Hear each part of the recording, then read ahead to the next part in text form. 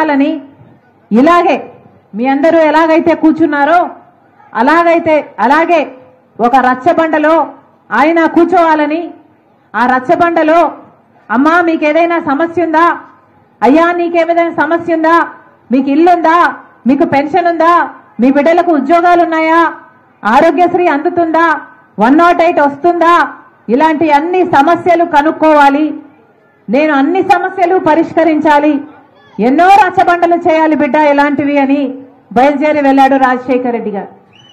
అలా రచ్చబండకని బయలుదేరి వెళ్ళిన నాన్న మళ్ళీ తిరిగి రాలేదు. ఇదే రచ్చబండ, ఇలాంటి ఓ రచ్చబండలో ఈరోజు రాజశేఖర రెడ్డి బిడ్డ మీ అందరితో ఇంతమందితో మీ సమస్యలు వినడానికని వచ్చాం. ఈ రచ్చబండ మీరు మాట్లాడితే మేము వినడానికి, నాయకులు వినడానికి, ప్రభుత్వాలు వినడానికి, ప్రతిపక్షాలు వినడానికి పెట్టిన రచ్చబండ.